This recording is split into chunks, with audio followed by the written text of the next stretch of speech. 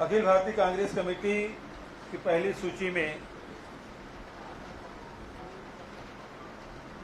मुझे भी राजनांदगांव से अधिकृत प्रत्याशी बनाया है। राजनांदगांव मेरे लिए अपरिचित नहीं है। जब मेरा जन्म हुआ तो नांदगांव दुर्ग एक ही जिला था। 72 में नया जिला बना।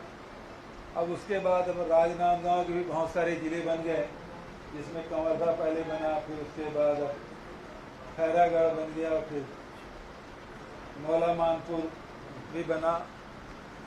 तो जैसे जैसे समय के साथ प्रशासनिक लोगों के कसावट के लिए, लोगों के डिमांड के आधार पर प्रशासनिक इकाइयाँ अब छोटी होती गई हैं और यहाँ के साथियों की बड़ी इच्छा थी। इस लोकसभा सीट में 8 में से 5 विधानसभा कांग्रेस ने जीत हासिल की और यहाँ के साथियों की मांग भी थी, विधायक साथियों की भी, और जिला कांग्रेस कमेटी का भी प्रस्ताव था और प्रदेश इलेक्शन कमेटी में भी प्रस्ताव गया और एकमात्र नाम मेरा भेजा गया। तो नांदगांव लोकसभा के सभी कांग्रेस जनों के प्रति मैं आभार व्यक्त करता हूं कि मुझ पर जो अटूट विश्वास साथियों ने किया। कोई दूसरा नाम यहाँ से नहीं भेजा गया था, पीसी में केवल एक नाम गया और वहाँ से फिर मेरे सामने थोड़ी सी असमंजस की स्थिति थी। पार्टी मुझे चुनाव लड़ाएगी या मुझे प्रचार की जिम्मेदारी सौंपेगी, तो उन्होंने कहा कि आप पहले चुनाव लड़िए और उसके बाद फिर प्रचार भी करिए। तो आज नांदगांव आना हुआ और जो प्यार और स्नेह हमेशा राजनांदगांव लोकसभा क्षेत्र में मुझे मिलता रहा है। यहाँ के नागरिक, यहाँ के किसान, यहाँ के मजदूर, यहाँ के महिला, यहाँ के मजदूर, यहाँ अनुसूचित जाति, जनजाति, सभी वर्ग के लोगों ने और तो और पत्रकारों का अपार स्नेह मुझे मिला है। व्यापारियों का भी बड़ा सम्मान, व्यापारियों से भी सम्मान मिला है और हमारे पत्रकार साथियों ने पूरे छत्तीसगढ़ के लिए एक नज़ीर पेश किया है कि आपने 10 एकड़ जमीन भी हासिल की, कॉलोनी भी बनाया, विकास कार्य भी किए, प्रेस क्लब के लिए भी आपने धनराशि, ये आप ही की मेहनत है और आप सब की सक्रियता के कारण से ये संभव हुआ। और जब भी मैं प्रदेश के दूसरे जिलों में दौरा करता था, प्रेस के साथियों से जब चर्चा मैं करता था तो हमेशा कहते थे कि आपने नांदगांव को ये दिया है, हमको दें। मैंने कहा जैसे नांदगांव वालों ने प्रयास किया वैसे आप भी प्रयास करें, आपको भी मिलेगा। तो आप पूरे प्रदेश के पत्रकारों के लिए राजनांदगांव के प्रेस के साथियों ने एक उदाहरण प्रस्तुत किया है और ऐसे आपके ही नक्शे कदम पर चलकर लोग बहुत सारे साथी, बहुत सारे जिले के जो हमारे पत्रकार साथी हैं वो आगे बढ़े हैं। आप सब ने देखा कि अभी विधानसभा चुनाव संपन्न होने के बाद अभी 3 महीने बीते नहीं हैं। लोगों में पहली बात तो ये कि कैसे हो गया। पहले सवाल यही था, ये जो रिजल्ट आया किसी को स्वीकार नहीं हो रहा था कि क्या हो गया।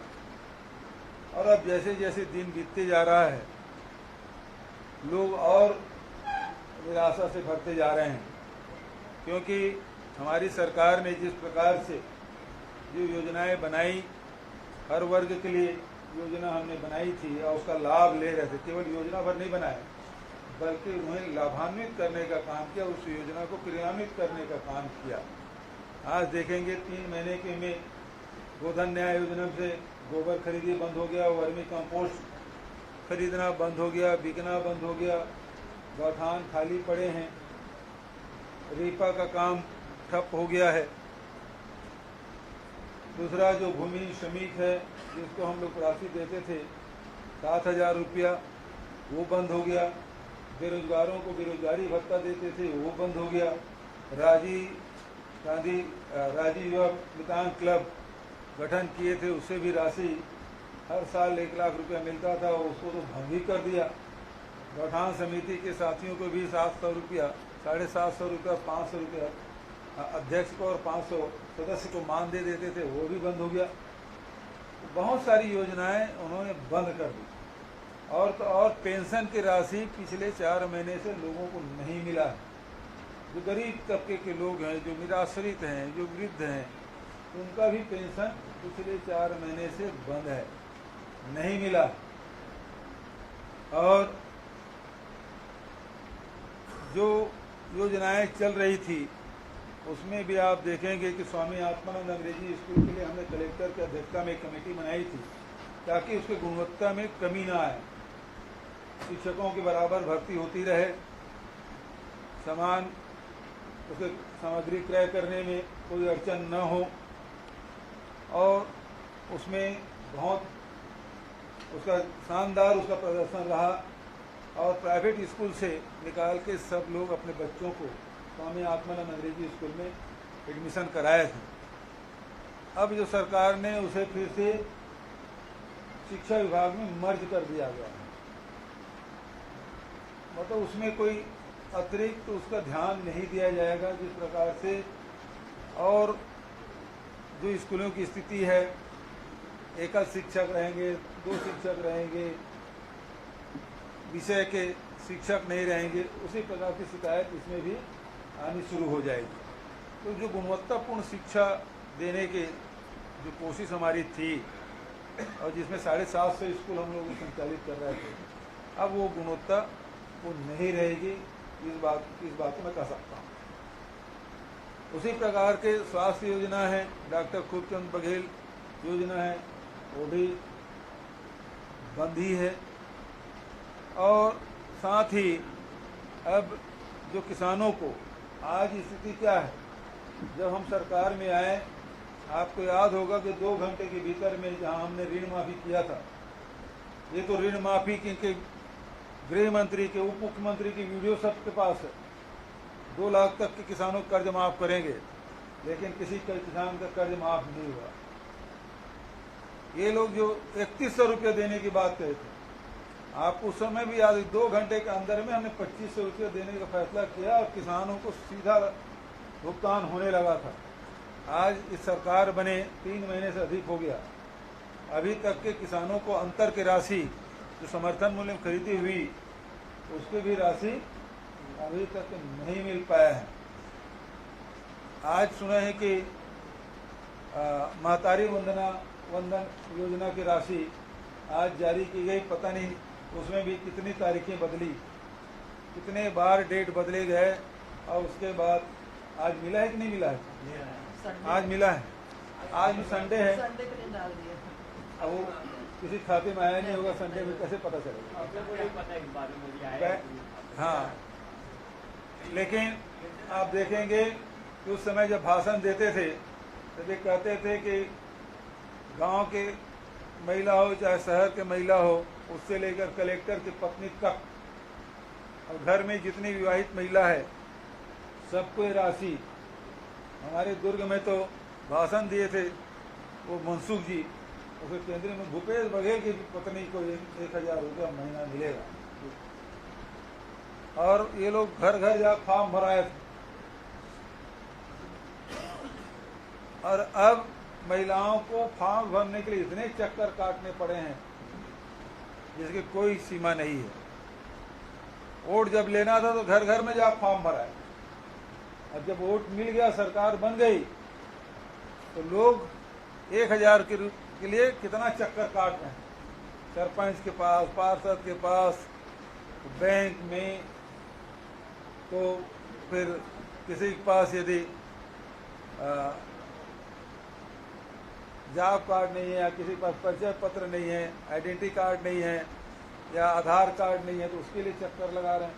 ये सारी बातें परेशानी होने के बाद भी 3 करोड़ जनसंख्या है इस प्रदेश में, जिसमें आधी आबादी हमारे यहाँ लिंग अनुपात बहुत बढ़िया है, तो 1.5 करोड़ आबादी महिलाओं की, अब उसमें 18 साल से कम यदि कहेंगे तो 50 लाख को भी निकाल दो, 1 करोड़ लगता है। और ये लोग दे रहे हैं 70 लाख, वो भी ये चुनाव तक के ही है।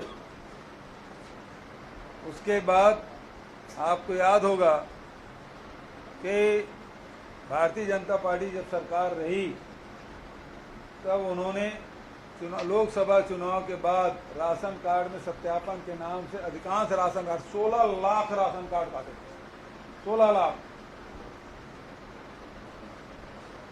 चुनाव पहले राशन कार्ड खूब बनाए और चुनाव के बाद 16 लाख राशन कार्ड काटे। तो अभी भी लोगों को यही शंका है, और ये सही भी है, क्योंकि अभी देखिए जो भी अब फॉर्म भर दे सबको, तो वैसे बहुत लोगों को फॉर्म रिजेक्ट कर दें, लेकिन जिसका भी फॉर्म है बिना चेक किए सबको दो, और उसके बाद पैरामीटर बाद में तय करेंगे, क्राइटेरिया बाद में तय करेंगे, और उसके बाद फिर कटना शुरू होगा। तो ये 70 लाख तो नहीं रहेगा, ये 30 लाख के आसपास ही बटे रहेगा, आधे से अधिक नाम कट जाएंगे। चुनाव तक के है।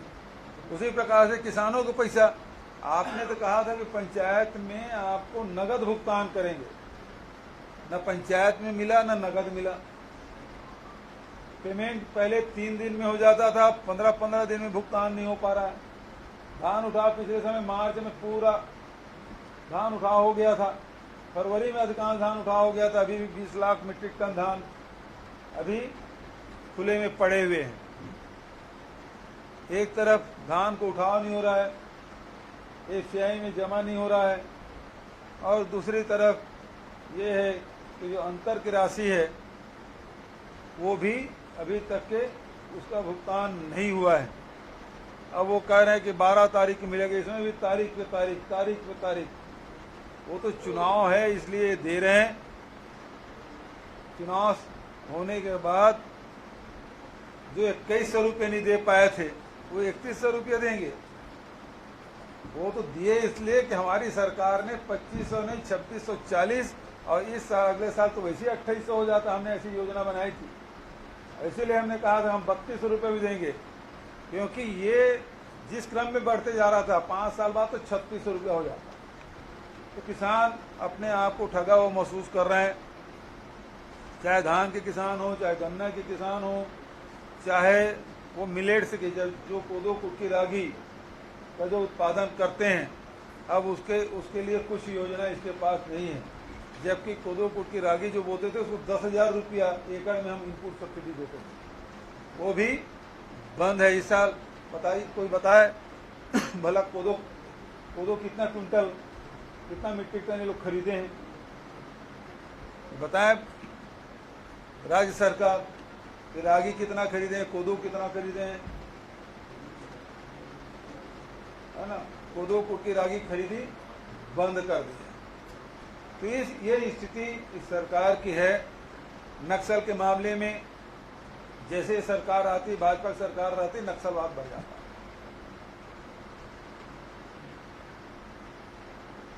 आदिवासियों को फर्जी एनकाउंटर करके न केवल मारा जा रहा है बल्कि उनको जेल में ठूसा भी जा रहा है। बंद कर रहे हैं, फिर से भय व्याप्त होगा। 5 साल पूरे नक्सल प्रभावित क्षेत्र में नक्सलियों को हमने पीछे धकेल दिया था। 600 गांव खाली उनसे करा लिए थे। सड़कें, पुल, पुलिया, आवागमन, स्कूल, हॉस्पिटल सबका निर्माण हमने किया, लोगों के जीवन स्तर ऊपर उठाया। लेकिन अब इस सरकार आने के बाद लगातार, चाहे वो कांकेर हो चाहे बस्तर हो, लगातार नक्सली हमले हो रहे हैं, लोगों की जानें जा रही है, फर्जी एनकाउंटर हो रहे हैं, फर्जी केस बनाए जा रहे हैं। अब पुलिस पे दबाव है कि कितने नक्सली गिरफ्तार किए।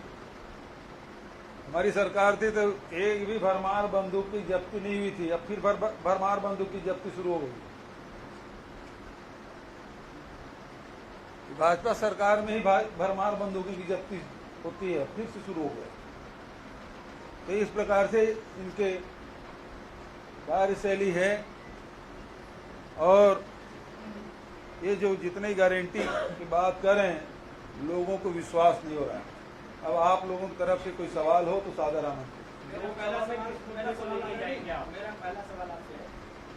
जैसे कहा कि हमारे सामने असमंजस की स्थिति में चुनाव लड़ने की, पार्टी ने आपको चुनाव लड़ा दिया है, आप 5 साल देश के सीएम रहे, क्या लगता है लोकसभा चुनाव में मोदी गारंटी के बीच आप कितनी सीटें जीत पाएंगे और राजनांदगांव में आपकी क्या स्थिति है? छत्तीसगढ़ में आपकी सीटें? आपका भी सवाल ये है कि किन मुद्दों को लेके जाना है, और दूसरा असमंजस इस मामले में कि मतलब पार्टी मुझे चुनाव लड़ाएगी कि चुनाव प्रचार कराएगी, तो ये सवाल मेरे मन में था। मुझे जो आदेश हाईकमान का है उसके बाद तो कोई असमंजस वाली बात ही नहीं है।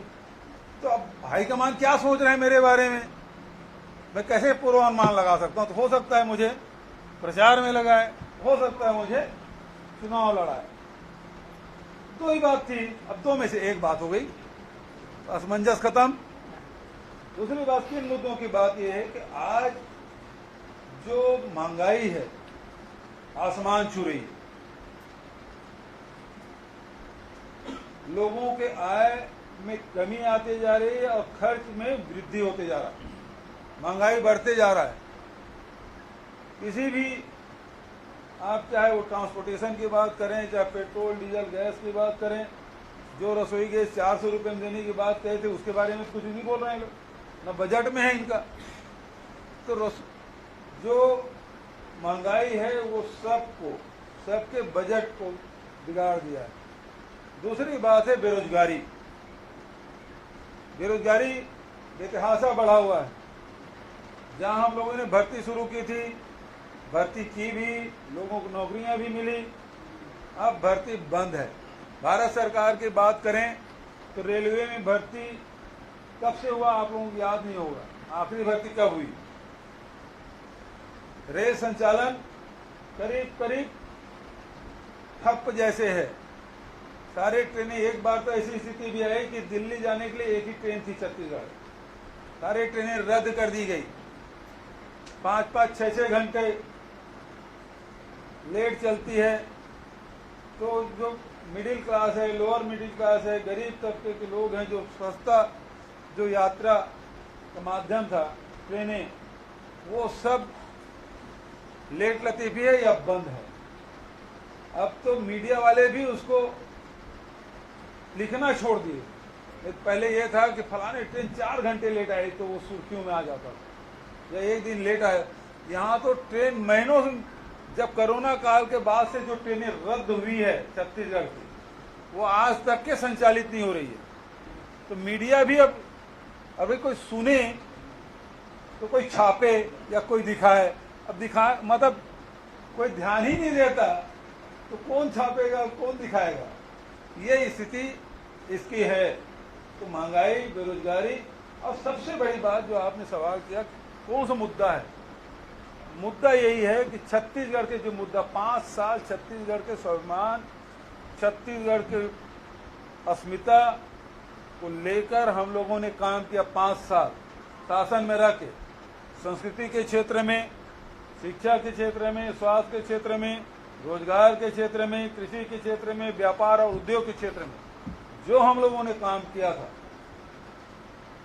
वो आवाज दिल्ली के लोकसभा में भी मजबूती से उठना चाहिए। और इसलिए मेरा सौभाग्य है कि संस्कार धानी राजनांदगांव से मुझे हाईकमान ने टिकट दिया है। तो उसी शिद्दत से, जैसे 5 साल छत्तीसगढ़ महतारी की सेवा हम लोगों ने की, अब राजनांदगांव की जनता का आशीर्वाद मिले तो वही आवाज लोकसभा में भी गूंजेगी।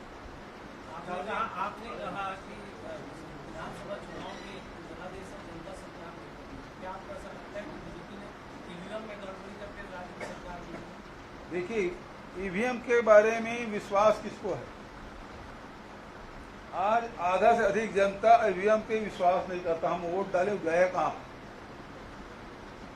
मांग तो केवल इतना है कि आप या तो बैलेट पेपर से करा दीजिए या फिर वीवीपैट से जो पर्चे निकलती है हाथ में दीजिए, उसको एक बक्से में डाल दें, वो व्यवस्था होनी चाहिए। हम जो दे रहे हैं वो उसमें विश्वास तो हो मतदाता को, वो विश्वास अब नहीं रहा ईवीएम पे, क्योंकि अब ईवीएम मशीन खुलता ही नहीं, बटन दबाते हैं तो मशीन बिगड़ जाती है। जंगबाजी की बातें हमेशा कांग्रेस में आती, को लेकर, तो ऐसी स्थिति में आप चुनाव लड़ रहे हैं, इस बीच आपको कैसे दूर कर पाएंगे? ये तो हमारी ताकत है कि यदि हमारे चाहे पदाधिकारी हो, कार्यकर्ता हो, उसके साथ कुछ लोग हैं तभी तो गुट माना जाएगा, उसके कोई फॉलोअर हो, फॉलोइंग हो, तभी तो गुट माना जाएगा। तो वो तो हमारी ताकत है, और उस ताकत को अब हिंदुस्तान की जैसे जनसंख्या, अब उसको ताकत समझिए या उसको समस्या समझिए, वो तो देखने वाले पर है। ये तो सब मेरी ताकत है। पिछले चुनाव की बात करें, विधानसभा चुनाव की 8 लोकसभा में 5 कांग्रेस के पास है, बावजूद इसकी पूरी ताकत लगा दी कि गिरीश जी यहाँ से चुनाव लड़े। रमन सिंह की लीड 45 से 50 हजार हो गई। आपने समीक्षा की होगी जो आने वाला लोकसभा चुनाव इसमें इसको कैसे पार्टी किस प्रकार से देखते हैं? देखिए, जहां तक प्रॉपर राजनांदगांव की बात है, वो विधानसभा चुनाव वो संपन्न हो चुका है। जो हमसे गलतियां हुई, सब साथी उसके बारे में सब विचार विमर्श भी कर रहे हैं, बहुत सारे साथियों ने बताया भी। अब उस कमियों को दूर करके अब फिर नए सिरे से लोकसभा चुनाव में, जैसे हम मौला मानपुर, खुज्जी, डोंगरगांव, डोंगरगढ़, खैरागढ़ जीते हैं, उसी प्रकार से हमारा टारगेट हो राजनांदगांव से संस्कार धानी है, वहां से भी कांग्रेस की लीड हो। सोशल मीडिया में ऐसी खबर है कि यूपीए की तरफ से प्राइम मिनिस्टर कैंडिडेट आपका नाम इस प्रकार से कोई बात नहीं है, ये तो सीगुफा है, हमारे बहुत सीनियर लीडर लोग हैं। आप चुनाव जीत जाते हैं, हाँ। तो हर बार हमको लगता है कि हमको बाहर में आप थोड़ा में आगे क्या कि बाहर के प्रत्याशी आते जीते चले गए, जीतने के बाद यही रहेंगे। एक चीज बताओ, सुनो तो, जी मैं जितना मुख्यमंत्री के रूप में भी जितना मैं राजनांदगांव और राजनांदगांव लोकसभा में जितना दौरा मैंने किया है, भारतीय जनता पार्टी कोई मंत्री भी उतना दौरा किया हो बता दो। राजनांदगांव साहब ने कितना विभाग को बाहर ले गए हैं? हाँ जी, राजनांदगांव से कितने विभाग को बाहर ले गए हैं? अरे तो मैं तो भैया आप लोगों को सरकार नहीं बनाया यार, मैं इसमें संभाग ही बनाने वाला था। मैं तो घोषणा ही किया था, आप सरकार बनाइए, राजनांदगांव आपका संभाग बनेगा। हाँ जी, समय आपने झूठ लोग सुनने की बात कही, हाँ जी, इसके संदर्भ में इस समय की वही बात आएगी क्या लोकसभा चुनाव में? बिल्कुल। देखिए, लगातार प्रयास करना, मैं आपको ये कह सकता हूं कि मुझे असफलता उसमें मिली, लेकिन मैंने प्रयास में कमी नहीं की। बहुत सारे उद्योगपतियों से मैंने बात की, जो जूट में सबसे ज़्यादा पश्चिम बंगाल में है, वहाँ के लोगों से भी बात की। एक जो बात है, जो मिल है रायगढ़ में, उन लोगों से भी बात मैंने की कि कोई तो आ जाए, लेकिन उसमें मुझे ये बात मुझे स्वीकार करने में कोई गुरेज नहीं है, उसमें सफलता नहीं मिली। ठीक है, लोकसभा के लिए कोई बड़ा उद्योग